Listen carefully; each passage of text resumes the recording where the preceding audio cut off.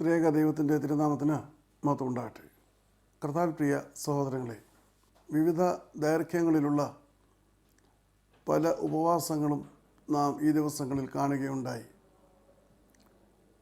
40 ദിന ഉപവാസ പ്രാർത്ഥനകൾ, അതോടൊപ്പം തന്നെ 21 ദിവസത്തെ ഉപവാസ പ്രാർത്ഥന, 14 ദിവസത്തെ ഉപവാസ പ്രാർത്ഥന, 7 ദിവസത്തെ ഉപവാസ പ്രാർത്ഥന, അങ്ങനെ വിവിധ ദൈർഘ്യങ്ങളിലുള്ള ഉപവാസങ്ങളൊക്കെയും ഓരോരോ പ്രത്യേകമായ കാരണങ്ങൾക്ക് വേണ്ടിയിട്ട് അനുഷ്ഠിക്കപ്പെട്ടവയാണ്. ദൈവം മനുഷ്യനോട് ഉപവസിക്കാൻ കൽപ്പിച്ചത് ഒരു ദിവസം മാത്രമാണ്. തന്നിൽ നിന്ന് അകന്നുപോയ മനുഷ്യന് പാപത്തിൽ വീണ് തൻ്റെ കൃപ നഷ്ടപ്പെടുത്തിക്കൊണ്ട് തൻ്റെ സ്നേഹത്തിൽ നിന്നും വേർപെട്ടു പോകുന്ന മനുഷ്യന് തന്നിലേക്ക് മടങ്ങി വരുവാൻ തക്കതിനുവണ്ണം ഇസ്രായേൽ കലണ്ടറിലെ 7-ാം മാസമായ ത്രിസ്ത്രീ മാസം 9-ഉം 10-ഉം തീയതികളിൽ ഒരു ദിവസം ഉപവസിച്ച് ആത്മതപനം ചെയ്ത് തൻ്റെ അടുക്കിലേക്ക് മടങ്ങി വരുവാനാണ് ദൈവം കൽപ്പിച്ചത്. എന്നാൽ കാലം മുൻപോട്ട് പോയപ്പോൾ ഈ ഒരു ദിവസമെന്ന ദൈർഘ്യം കൂട്ടി അത് പല ദിവസങ്ങളായി വർദ്ധിച്ചു. എന്നാൽ അടിസ്ഥാനപരമായിട്ട് ദൈവം കൽപ്പിച്ചത് പാപപരിഹാര ദിനമായിട്ട് ആചരിക്കേണ്ടത് ഒരു ദിവസം ആണെന്നുള്ളതാണ്. യോം കിപ്പോർ fast. So we find several fastings of several durations in the Bible, and we have been discussing about that. The 40 days fast of Moses and Elijah and Jesus Christ. Then we find the 21 days fast of Daniel. We find the 14 days fast of St. Paul. And again we find 7-day fast of David. So we find several fastings of different durations. And all these fastings for a particular reason, for their own reasons. But fundamentally what God had told was to observe the Day of Atonement. And the duration of the Day of Atonement was only one day. That is on 9th and 10th of the 7th month history. So that they can bridge the gap between man and God, which was created by the sins of man. So God wanted His people to go back to Him, go back to His love, go back to His care by repenting about their sins. And for that, He had commanded that a fasting should be done, and that is only for one day. So we find that one day fast was there commanded by God, and we find people increasing this duration of fast several days. We find the 3-day fast of Esther, 3-day fast of St. Paul, and then 7-day fast of David. So we find people increasing this duration from time to time. The only exception is Moses' 40-day fast, and that was established before God giving this commandment. And that was for a very special reason, because that was for, I should say, a supernatural reason, for getting the commandments of God written by His own finger. So the 40 days fast at that time and even now is observed for very great goals for the Almighty God, for the blessings of very great endeavors for the Almighty God. So coming back to the fasting, the basic structure of fasting, or the basic fast which God had commanded, is only for one day. നാം ചിന്തിക്കുമ്പോൾ ദൈവം കൽപ്പിച്ചത് ഒരു ദിവസത്തെ ഉപവാസ പ്രാർത്ഥനയാണ്. എന്നാൽ കാലാകാലങ്ങളിൽ ആ ഉപവാസ പ്രാർത്ഥനയുടെ അനുഗ്രഹങ്ങൾ മനുഷ്യൻ മനസ്സിലാക്കിയപ്പോൾ ആ ഒരു ദിവസത്തെ ഉപവാസത്തെ അത് പല ദിവസങ്ങളാക്കി കാലാകാലങ്ങളിൽ മനുഷ്യൻ വർദ്ധിപ്പിച്ചതായിട്ട് നാം കാണുന്നുണ്ട്.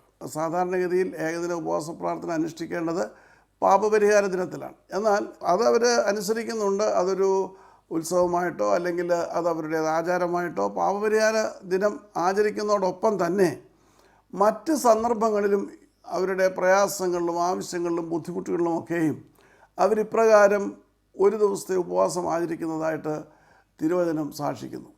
അങ്ങനെയുള്ള ഒരു ഏകദിന ഉപവാസ പ്രാർത്ഥനയാണ് മിസ്പയിൽ ശമൂവേൽ പ്രവാചകൻ്റെ നേതൃത്വത്തിൽ നടക്കുന്നത്. വളരെ വ്യത്യസ്തമായിട്ടുള്ള ലക്ഷ്യത്തിന് വേണ്ടിയിട്ടുള്ള ഒരു ഉപവാസ പ്രാർത്ഥനയായിരുന്നു അത്. എന്നാൽ ഇസ്രായേൽ മക്കൾ 20 വർഷം ഫിലിസ്ത്യരുടെ അടിമത്തത്തിലായിരുന്നു.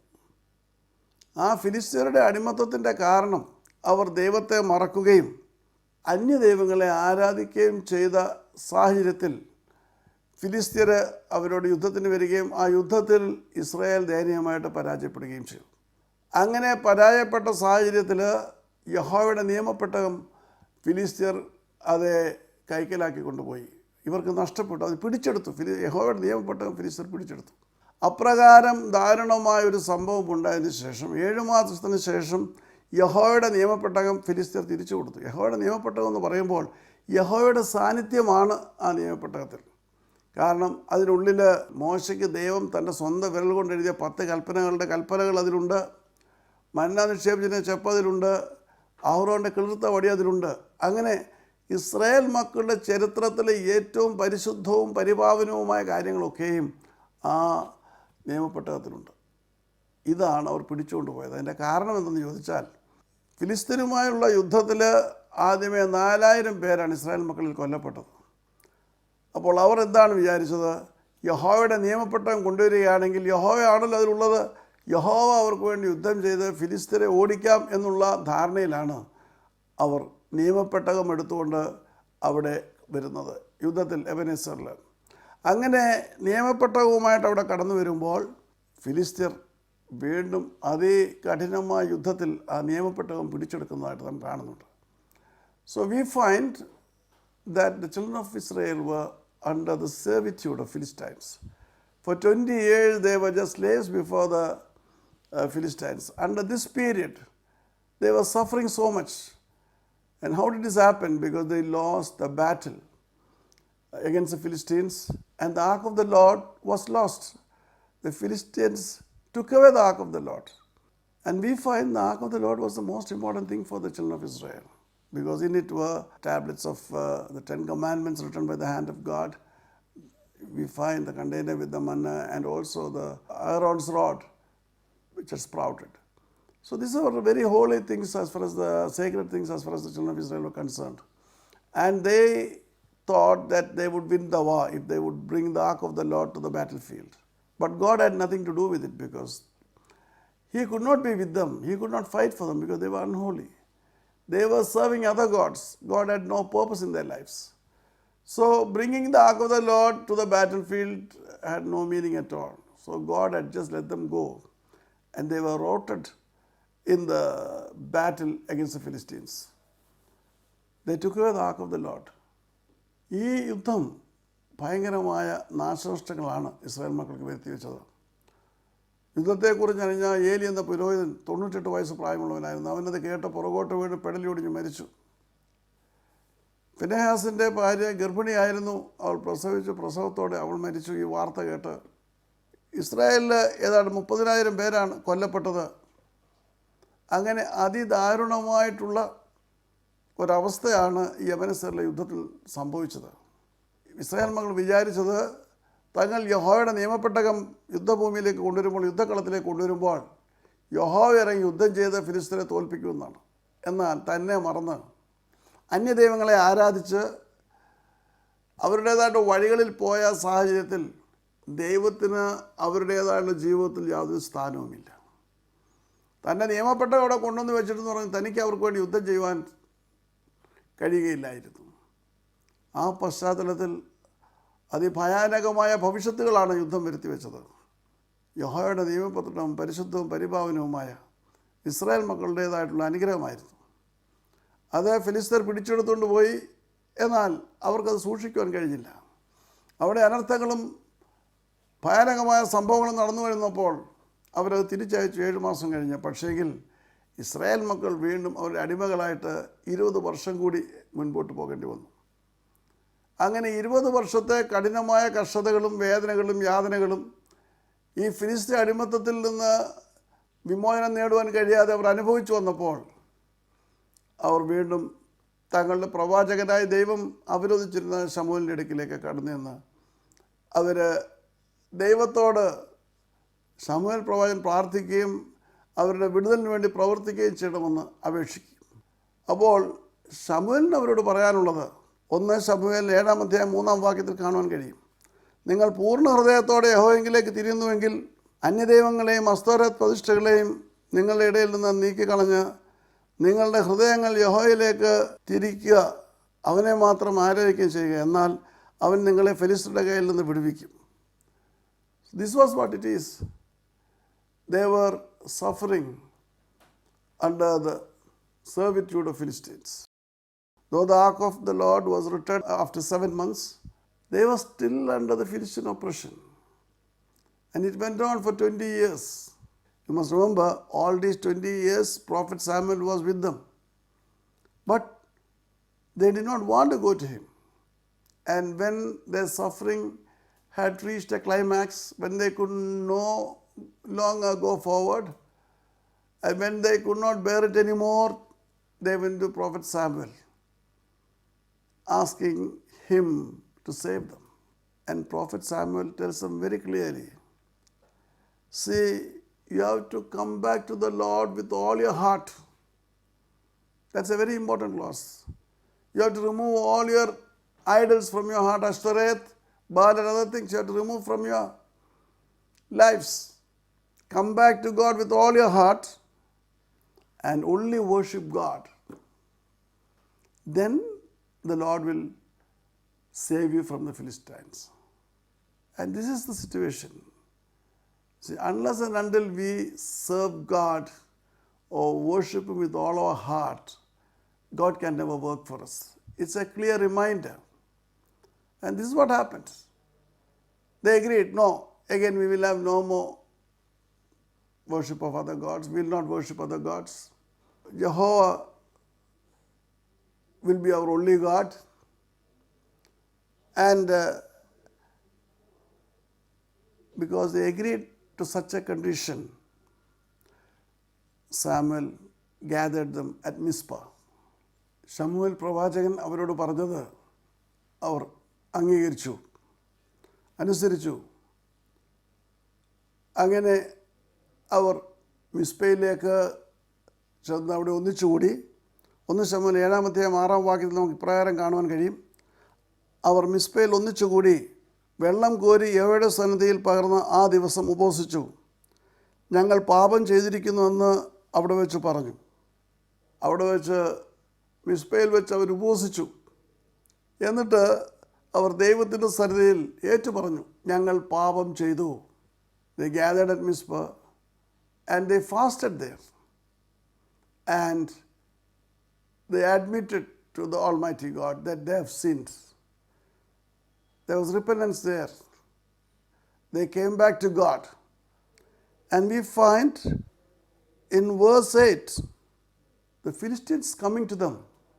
When the Philistines saw that the children of Israel are gathered at Mizpah, they wanted to attack them and destroy them.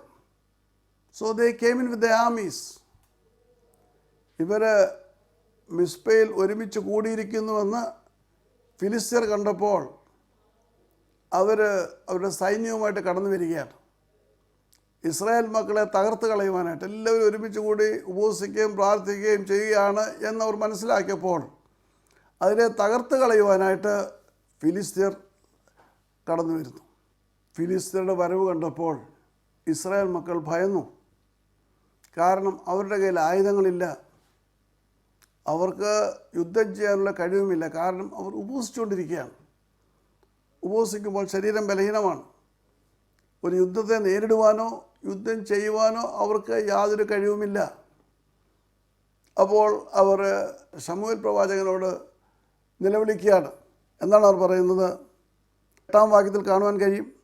Israel മക്കൾ ശമൂവേലിനോട്, നമ്മുടെ ദൈവമായ യഹോവ ഞങ്ങളെ ഫിലിസ്ത്യരുടെ കയ്യിൽ നിന്ന് രക്ഷിക്കേണ്ടതിന് ഞങ്ങൾക്ക് വേണ്ടി അവനോട് പ്രാർത്ഥിക്കണമേ, ഞങ്ങൾക്ക് വേണ്ടി ദൈവത്തോട് പ്രാർത്ഥിക്കണമേ എന്നവർ അപേക്ഷിക്കുകയാണ്. ദൈവത്തിന് മാത്രമേ അവരെ വിടുവിക്കാൻ കഴിയുകയുള്ളൂ. കാരണം സർവ്വസന്നാഹത്തോടും കൂടി അവരെ നശിപ്പിക്കുവാൻ തക്കതിവണ്ണം ഫിലിസ്ത്യർ വീണ്ടും കടന്നു വരികയാണ്. 20 വർഷം മുൻപ് എബെനെസറിൽ നടന്ന അതിദാരുണമായ അനുഭവങ്ങൾ അവരുടെ മുൻപിലുണ്ട്. അന്നത്തെ തോൽവിയെക്കുറിച്ച് ഓർമ്മയുള്ളവരും ഈ കൂട്ടത്തിലുണ്ട്. അതുകൊണ്ട് അവർ ഭയപ്പെട്ട് ശമൂവേലിനോട് നിലവിളിക്കുകയാണ്. ശമൂവേൽ അവർക്ക് വേണ്ടി ദൈവത്തോട് പ്രാർത്ഥിച്ചു. അങ്ങനെ പ്രാർത്ഥിച്ചപ്പോൾ ദൈവം അവിടെ അത്ഭുതകരമായി പ്രവർത്തിക്കുകയാണ്. എങ്ങനെയാണ് ദൈവം വിവിധ സാഹചര്യങ്ങളിൽ പ്രവർത്തിക്കുന്നത്? തൻ്റെ ജനത്തെ രക്ഷിക്കുവാനായിട്ട് ദൈവം എങ്ങനെയാണ് പ്രവർത്തിക്കുന്നതെന്നുള്ളതിനൊരു ഉദാഹരണം കൂടിയാണ് ഇവിടെയുള്ള തുടർന്നുള്ള സംഭവങ്ങൾ. എന്നാൽ യഹോവ ഫിലിസ്ത്യരുടെ മേൽ വലിയ ഇടിമുഴക്കി അവരെ പരിഭ്രമിപ്പിച്ചു. അവർ ഇസ്രായേൽ മക്കളുടെ മുൻപിൽ തോറ്റു. വലിയ ഇടി ദൈവം മുഴക്കി. അപ്പോൾ ഫിലിസ്ത്യർ പരിഭ്രമിച്ചു. ആകാശവിധാനത്ത് നിന്ന് ദൈവം വലിയ ഇടി മുഴക്കി. ഫിലിസ്ത്യർ അത് കണ്ട് ഭയപ്പെട്ടു, അത് കേട്ട് ഭയപ്പെട്ടു. അവർക്ക് എന്താ ചെയ്യേണ്ടതെന്ന് അറിഞ്ഞുകൂടാ. അപ്പോൾ ആ പരിഭ്രമത്തിൽ അവർ ഓടി. അങ്ങനെ ഇസ്രായേൽ മക്കൾ അവരെ സംഹരിച്ചു. ഫിലിസ്ത്യർ തോറ്റുപോയി. 20 വർഷത്തിന് ശേഷം തങ്ങളുടെ അടിമത്തത്തിൻ്റെ നുകത്തെ ഒടിച്ചു കളയുന്ന ആ വലിയ സംഭവം നടന്നത് അവർ തങ്ങളുടെ പാപത്തെ ഏറ്റുപറഞ്ഞ് ദൈവസന്നിധിയിൽ വന്നപ്പോഴാണ്. ഒരു ഉപവാസ പ്രാർത്ഥനയിലൂടെയാണ് 20 വർഷം നീണ്ടുനിന്ന അവരുടെ അടിമത്തത്തിൻ്റെ ചങ്ങലയെ പറിച്ചെറിയുവാൻ അവർക്ക് കഴിഞ്ഞത്. ഭക്ഷണം വെടിയുക മാത്രമല്ല, ഞങ്ങൾ യഹോവയോട് പാപം ചെയ്തുവെന്ന് അവർ ഏറ്റുപറയുകയും അവർ അതുവരെയും സൂക്ഷിച്ചിരുന്ന ബാലിൻ്റെയും അശ്തരത്തിൻ്റെയും പ്രതിമകളെയൊക്കെയും തകർത്ത് കളഞ്ഞുകൊണ്ട് അവർ ദൈവത്തിങ്കിലേക്ക് തിരികുകയും ചെയ്തപ്പോഴാണ് ശമൂവേൽ പ്രവാചകൻ മിസ്പയിൽ അവരെ വിളിച്ചു കൂട്ടിയത്. പലപ്പോഴും നാം ഉപവസിക്കുമ്പോൾ നമ്മുടെ ജീവിതത്തിലുള്ള വിഗ്രഹങ്ങളെ ഉടച്ചു കളയാതെ ദൈവത്തേക്കാൾ ഉപരിയായി നാം സ്നേഹിക്കുന്ന വിഗ്രഹങ്ങളെ സൂക്ഷിച്ചുകൊണ്ടാണ് നാം ഉപവസിക്കുന്നത്. ആ ഉപവാസ പ്രാർത്ഥനകൾക്ക് ഒരിക്കലും മറുപടി ലഭിക്കുവാൻ സാധ്യമല്ല. ഒരുപക്ഷെ നിങ്ങൾ പറഞ്ഞേക്കാം, ഞങ്ങളുടെ ജീവിതത്തിൽ പ്രതിഭകളൊന്നുമില്ല എന്ന്. ദൈവത്തേക്കാൾ നാം മറ്റെന്തിനെ സ്നേഹിച്ചാലും അതൊക്കെയും നമ്മുടെ മുൻപിൽ വിഗ്രഹങ്ങളാണ്. നമ്മുടെ ധനത്തെ സ്നേഹിച്ചാൽ, നമ്മുടെ വാഹനത്തെ സ്നേഹിച്ചാൽ, നമ്മുടെ വീടിനെ സ്നേഹിച്ചാൽ, ഈ ലോകത്തിൽ ദൈവത്തേക്കാൾ ഏറെ പ്രാധാന്യത്തോടെ മറ്റെന്തിനെങ്കിലും സ്നേഹിച്ചാൽ അത് നമ്മുടെ ജീവിതത്തിലെ വിഗ്രഹങ്ങളാണ്. ഇവിടെ ഇസ്രായേൽ മക്കളോട് ശമൂവേൽ ആവശ്യപ്പെടുന്നത്, നിങ്ങളുടേതായിട്ടുള്ള മുമ്പിലുള്ള അടിമത്തത്തിൻ്റെ ചങ്ങല ദൈവം പൊട്ടിച്ചു കളയണമെങ്കിൽ നിങ്ങൾ ദൈവത്തെ പൂർണ്ണ ഹൃദയത്തോടെ അന്വേഷിക്കണം. അനേകർ ഉപവസിക്കുന്നുണ്ട്, പ്രാർത്ഥിക്കുന്നുണ്ട്, പക്ഷേങ്കിൽ പൂർണ്ണ ഹൃദയത്തോടെ ദൈവത്തെ അന്വേഷിക്കുവാൻ കഴിയുന്നില്ല. പൂർണ്ണ ഹൃദയത്തോടെ ദൈവത്തെ അന്വേഷിക്കുവാൻ കഴിയണമെങ്കിൽ നമ്മുടെ ജീവിതത്തിലെ മറ്റു പല ആകർഷണങ്ങളെയും നാം ഉടച്ചു കളയണം. നമ്മുടെ ജീവിതത്തിൽ ദൈവത്തിന് പരമോന്നതമായ സ്ഥാനം നൽകണം. പക്ഷെ അതിനിന്ന് പലരും തയ്യാറല്ല. അവർക്ക് ദൈവത്തെ മറ്റ് കാര്യങ്ങളോടൊപ്പം കാണുന്ന ഒരവസ്ഥ മാത്രമാണുള്ളത്. ദൈവത്തിന് പരമോന്നതമായ സ്ഥാനം നൽകുവാൻ കഴിയാതെ മറ്റ് പലതിനോടും ഒപ്പമുള്ളൊരു സ്ഥാനമാണ് അവിടെ നൽകുവാൻ അനേകർ ആഗ്രഹിക്കുന്നത്, അനേകർ നൽകുന്നതും അതാണ്. അതുകൊണ്ടാണ് കഷ്ടതയുടെയും വേദനയുടെയും നെടുവീർപ്പുകളുടെയും പ്രയാസങ്ങളുടെയും അടിമത്തത്തിൽ കിടന്ന് അനേകർ പുളയുന്നത്. ഇസ്രായേൽ മക്കൾക്ക് ഒരു പ്രവാചകൻ തങ്ങളോടൊപ്പം ഉണ്ടായിരുന്നിട്ട് പോലും 2 പതിറ്റാണ്ട് കാലം അത് അംഗീകരിക്കുവാൻ കഴിയാതെ അവർ ആ വേദനയിലൂടെ മടന്നുപോയി. എന്നാൽ 2 പതിറ്റാണ്ട് കഴിഞ്ഞപ്പോൾ അവർക്ക് മുന്നോട്ട് പോകാൻ വേറെ യാതൊരു മാർഗവുമില്ലാഞ്ഞപ്പോഴാണ് അവർ വീണ്ടും തങ്ങളോടൊപ്പമുള്ള ശമൂവേൽ പ്രവാചകൻ്റെ അടുത്തേക്ക് ചെന്നത്. പക്ഷേ വ്യവസ്ഥ ഒന്നാണ്, അവർ പൂർണ്ണ ഹൃദയത്തോടെയോ അന്വേഷിക്കും. അല്ലാതെ പ്രവാചകൻ ഒന്നും ചെയ്യുവാൻ സാധ്യമല്ലെന്നുകൂടി ഇവിടെ വെളിപ്പെടുത്തുകയാണ്. പ്രവാചകൻ പ്രാർത്ഥിച്ചാൽ സ്വർഗം കേൾക്കണമെങ്കിൽ പൂർണ്ണ ഹൃദയത്തോടെ ദൈവത്തെ അന്വേഷിക്കുന്ന ഒരവസ്ഥ വ്യക്തികളിലുണ്ടാകണം. തങ്ങളുടെ ജീവിതത്തിലെ മറ്റ് വിഗ്രഹങ്ങളെയെല്ലാം മാറ്റിക്കളയണം. ദൈവം മാത്രമായിരിക്കണം അവരുടെ ഏക ബിന്ദു. അവരുടെ ആശാകേന്ദ്രവും ആശ്രയവും ദൈവം മാത്രമായിരിക്കണം. അപ്രകാരം ഇസ്രായേൽ മക്കൾ തങ്ങളുടെ എല്ലാ വിഗ്രഹങ്ങളെയും ഉടച്ചുകൊണ്ട് മിസ്പയിൽ വന്നു. അവർ വെള്ളം കോരി അവിടെ വെച്ച് ഉപവസിച്ചു. മാത്രമല്ല, അങ്ങനെ പ്രവർത്തിച്ചപ്പോൾ ദൈവവും ഉടനെ പ്രവർത്തിക്കുകയാണ്. അവരെ അതിക്രമിച്ച്, അവരെ ആക്രമിച്ച് തോൽപ്പിക്കാൻ ഉപവസിക്കുന്ന, ശരീരം ബലഹീനമായിരിക്കുന്ന അവരെ അവിടെ വെച്ച് തകർത്ത് കളയാമെന്നുള്ള വ്യാമോഹത്തിൽ കടന്നു വന്ന ഫിലിസ്ത്യരെ ഇടിമുഴക്കി, സ്വർഗത്തിലെ ദൈവം ഇടിമുഴക്കി അവരെ തകർക്കുകയാണ്. അനേകമായ സന്ദർഭങ്ങളിൽ മറ്റനേക രീതികളിൽ ദൈവം തൻ്റെ ശത്രുക്കളെ തകർത്തിട്ടുണ്ട്. ദൈവജനത്തിന് ഭീഷണിയായിട്ടുള്ളവരെ മാറ്റിയിട്ടുണ്ട്. നമുക്കറിയാം, ഹിസ്കിയാവ് നിലവിളിച്ചപ്പോൾ ഒറ്റ രാത്രിയിൽ 1,85,000 പേരെയാണ് സ്വർഗത്തിലെ ദൂതൻ വന്ന് വെട്ടിക്കളഞ്ഞത്. അപ്പോൾ ദൈവത്തിന് ഓരോ സന്ദർഭത്തിലും പ്രവർത്തിക്കുവാൻ വ്യത്യസ്തങ്ങളായ മാർഗങ്ങളുണ്ട് എന്നുകൂടി നമ്മെ പഠിപ്പിക്കുകയാണ്. അങ്ങനെ ഇസ്രായേൽ മക്കളെ ദൈവം രക്ഷിക്കുന്നു. ഫിലിസ്തീയരുടേതായിട്ടുള്ള അടിമത്തിൽ നിന്ന് അവരെ വിമോചിപ്പിക്കുന്നു. അപ്പോൾ അവരൊരു ഉപവാസ പ്രാർത്ഥനയിലൂടെ ദൈവത്തിൻ്റെ സന്നിധി സമ്പൂർണ്ണമായി വന്ന് യഹോവ അവരുടെ ദൈവമാണെന്ന് പ്രഖ്യാപിച്ച് കഴിഞ്ഞകാല ജീവിതത്തിൽ അവർ ദൈവത്തിൽ നിന്ന് അകന്നുപോയെന്ന് സമ്മതിച്ച് വീണ്ടും ദൈവത്തിൻ്റെ ജനമായിട്ട് സ്വയം സമർപ്പിക്കുന്നു. അപ്പോഴാണ് ദൈവം അത്ഭുതങ്ങൾ പ്രവർത്തിച്ചത്. അപ്പോഴാണ് അവരുടെ ശത്രുക്കളെ തകർത്ത് കളഞ്ഞത്. അപ്പോഴാണ് അവരുടെ ഭാവി യഥാസ്ഥാനപ്പെടുത്തുവാൻ തക്കവണ്ണം ദൈവം പ്രവർത്തിച്ചത്. ഇത് നമുക്ക് മാതൃകയാകട്ടെ. ഇത് നമ്മുടെ ഉപവാസ പ്രാർത്ഥനകളിൽ നമുക്ക് മാതൃകയായിട്ട് നമുക്ക് അനുകരിക്കുവാനും അനുസരിക്കുവാനും തക്കവണ്ണമുള്ള മുഖാന്തരമാകട്ടെ. നമുക്ക് പ്രാർത്ഥിക്കാം.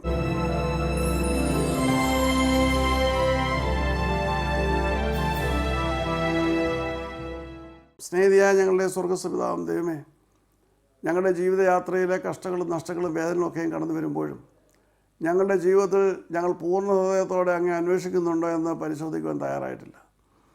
കർത്താവേ, ഇസ്രായേൽ മക്കൾ നീണ്ട 20 വർഷക്കാലം ഫിലിസ്തീയരുടേതായിട്ട് അടിമത്തത്തിൽ മുൻപോട്ട് പോയി അവരെ എല്ലാം നഷ്ടപ്പെട്ട് കഷ്ടത്തിലായപ്പോൾ അങ്ങേ അന്വേഷിക്കുകയും അവരെ ഒരു ഉപവാസം പ്രഖ്യാപിച്ചുകൊണ്ട് മിസ്പയിൽ കടന്നു വരികയും അവിടെ വെച്ച് ഞങ്ങൾ പാപം ചെയ്തു, യഹോവയോട് പാപം ചെയ്തു എന്ന് അങ്ങോട്ട് ഏറ്റു പറഞ്ഞ് അങ്ങേ ദൈവമായിട്ട് വീണ്ടും കർത്താവിൻ്റെ ഹൃദയങ്ങൾ പ്രതിഷ്ഠിച്ചപ്പോഴാണ് അങ്ങ് പ്രവർത്തിച്ചത്. അവരുടെ ജീവിതത്തിലുണ്ടായിരുന്ന എല്ലാവിധമായ വിഗ്രഹങ്ങളെയും തകർത്ത് അക്ഷര പ്രതിഷ്ഠകളെ തകർത്തുകൊണ്ട് യഹോവയെ അങ്ങേ അവരുടെ ദൈവമായി പ്രഖ്യാപിച്ചപ്പോഴാണ് അങ്ങ് അവർക്ക് വേണ്ടി പ്രവർത്തിച്ചത്. അവരെ ആക്രമിക്കുവാൻ വന്ന ഫിലിസ്തീയ സൈന്യങ്ങളെ ഇടമുഴക്കി അങ്ങ് തകർത്ത് കർത്താവെ എന്നേക്കുമായിട്ട് ഫിലിസ്തീയരുടെ അടിമത്തത്തിൻ്റെ മുഖത്തെ അങ്ങ് തകർത്തവരെ രക്ഷിക്കുന്നത് കർത്താവ് ഞങ്ങൾ കണ്ടു. ഞങ്ങളുടെ ജീവിതത്തിൽ പൂർണ്ണ ഹൃദയത്തോടെ അങ്ങ് അന്വേഷിക്കുവാനും കർത്താവെ അങ്ങനെ മറ്റുള്ള എല്ലാവിധ ഞങ്ങളുടെ ആകർഷണങ്ങളെയും മറ്റെല്ലാ വിഗ്രഹങ്ങളെയും ഞങ്ങളുടെ ജീവിതത്തിൽ നിന്ന് മാറ്റി അങ്ങ് ഞങ്ങളുടെ ദൈവമായി ഞങ്ങൾ അവിടുത്തെ ജനമായിട്ട് മുൻപോട്ട് പോകുമ്പോൾ ഉപവസിച്ച് പ്രാർത്ഥിച്ച് അവിടുത്തെ സന്നിധി ശക്തി പ്രാപിച്ച് പുതിയ പന്താവിലേക്ക് പോകുവാൻ തക്കതിന് വേണം എന്നെ കേൾക്കുന്ന എല്ലാ പ്രേക്ഷകരെയും അവിടുന്ന് സഹായിക്കണമേ. അവിടുത്തെ നാമം മഹത്വപ്പെടുവാൻ തക്കവണ്ണം ഉപവാസ പ്രാർത്ഥനകളിലൂടെ ഞങ്ങളുടെ കഴിഞ്ഞകാല ജീവിതത്തിൻ്റെ തെറ്റുകളും കുറവുകളും മനസ്സിലാക്കി തിരുത്തിക്കൊണ്ട് യഹോവ ദൈവമാണെന്ന് പ്രഖ്യാപിച്ച് മുന്നേറിക്കുമ്പോൾ അവിടുത്തെ അനുഗ്രഹങ്ങളും അവിടുത്തെ കൃപകളും നൽകി ഞങ്ങളെ അനുഗ്രഹിക്കുകയും വഴി നടത്തുകയും ചെയ്യണമെന്ന് യേശു അതിൽ അപേക്ഷിക്കുന്നു. കൃപയുടെ കേൾക്കുമാറാകണമേ. ആമേൻ. ദൈവം നമ്മെ അനുഗ്രഹിക്കട്ടെ.